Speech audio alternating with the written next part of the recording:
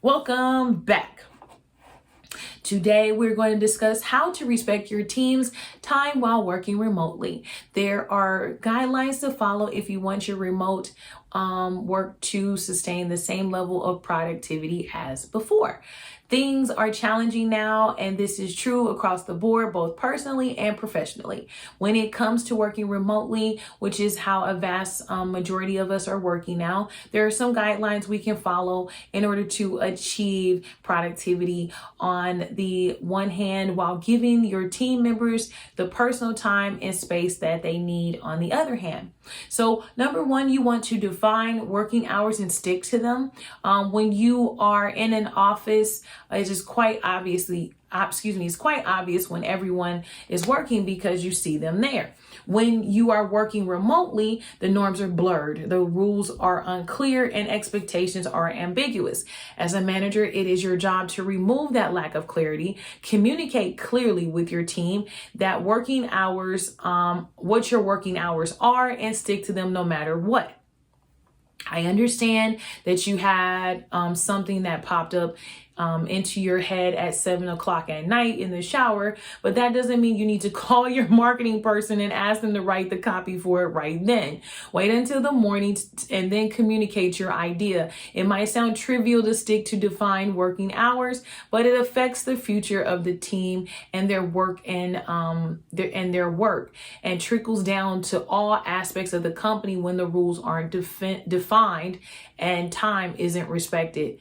Absolutely 100% true. When you start asking employees to follow your whims of your working hours, then you are showing a lack of respect, right? You don't have any respect for their time. You don't have any respect for their family. You don't have respect for any of what their lifestyle is outside of work. And so you just want to be mindful of that. I was trying to think of this from an employee's perspective as far as showing up when you're supposed to be there, right? I mean, even if you are that marketing teammate that the boss would have called if they were rude, right? You also want to make sure you're where you need to be in case they do get that idea at 9 a.m., right? And they want to rush over, or they want to DM you or call out to you, video call you, and you want to make sure you're at work and following your schedule. And when you're not able to, that you're communicating that, okay? The second tip that is being offered is be as responsive as possible on your team communication platform. This point is crucial when you're working in an office. When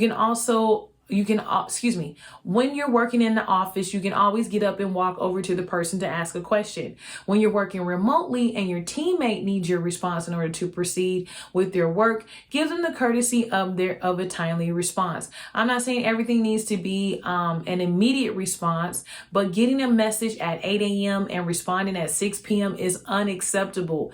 If the message is an important one that requires a timely response, be considerate of other people's workflow too. Again, this goes back into being considerate of other people's time. I liken this response to, I studied, there was some kind of study about, and this was a few years ago, so it may be even shorter now. But there was a study about the fact that when people text you, if you take longer than 5 minutes to respond, it kind of makes them feel ignored. So definitely, as we're working remotely, we want to keep these kind of things in mind as well, right? Because if you're at work doing what you're supposed to be doing, and I'm at work doing what I'm supposed to be doing, if my job is to ask you a question, if I need assistance, and you're not there to respond to me in a timely manner, then that makes me feel like you don't value my time, right? And then also, if you're not where you're supposed to be or answering in a timely manner, then that means you're not doing what you need to do as a leader. And we want to lead by example, right? Okay, so I definitely love these two tips. Define your working hours and stick to them. And then the second is to be as responsive as possible on your team communication platform.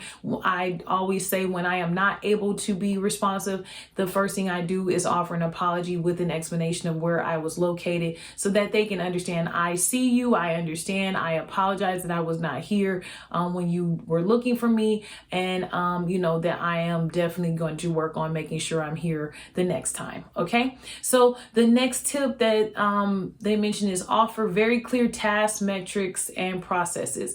If you have expectations from your team, don't leave them in your head. Communicate and over communicate how you see things going and what you expect. No one can read your mind, and working remotely makes it very challenging to know what you expect if you don't explain it explicitly. Be as clear and concise as you can, even if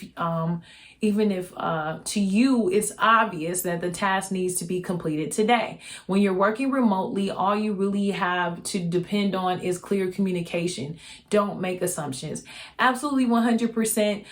You want to, as an employee, be clear and over communicate with your team leader, your manager, right? Because that way you're building up trust and they know that they can depend on you, and you're reliable. As a manager, you want to make sure that you are communicating, over communicating the expectations and any and all changes that arise within your organization, so that your team is prepared to meet all of the expectations in a excellent manner. Okay.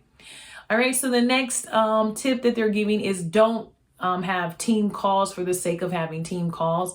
The author mentions that they talked about this before, and there is no question that they are sometimes necessary. In fact, in times of remote work, calls might even be more necessary, and a daily 10-minute team call might prove to be very beneficial. However, calls also require people to stop what they are doing to focus completely on the call.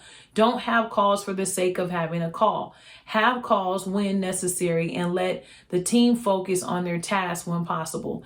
Absolutely 100%. I mean, I think even in person, I abhorred unnecessary meetings. Oh my goodness. If you want to talk about a pet peeve at work. So definitely let's make sure that we're not doing unnecessary calls. It impedes on productivity, as well as again, I feel like this article is it is respecting your team's time. I was like, I feel like this is a lot about respecting time. Yes, so it is. It's just respecting people's time and energy. Just be kind. All right. The next tip that they mention is be honest with your criticism and positive reinforcements. So it says when you're sitting in an office with your team, your satisfaction or disappointment with their work can often be seen on your face. Even then, being open and honest with feedback is crucial. But when working from home, it is literally impossible for the team to know how it is performing without your open feedback. If a team member delivers a task and does it well, tell them you are happy with the results, right? Such positive reinforcement is all that person has to work with now, and it will surely encourage them to get moving on the next task. On the other hand, if you are dissatisfied with a team member's performance, tell them that with specific details of what they can do better next time. The underlying principle here is that when working remotely, sensitivity to other people's time and workflow needs to be amplified and magnified so that the team achieves maximum success, which is what everyone wants at the end of the day. However communicative you are under normal working circumstances, multiply that a few times when the team is working remotely. Absolutely 100% agree with this author's conclusion, and definitely have employed and will employ some more of these tips. I thank you so much for sitting here with me and listening to me today, and I hope you have a wonderful day. Bye-bye.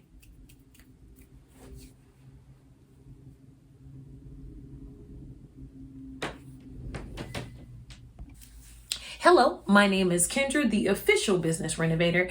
Thank you for joining my channel today, and I hope that you enjoy the content today. Feel free to like, comment, and share the video, as well as subscribe so that you can get notifications for when I release new content. Also, click the link in the bio for more products from me, as I recently released the book, The Great Promotion, and I discuss how I got promoted 4 times in 6 months and received a bonus while working from home.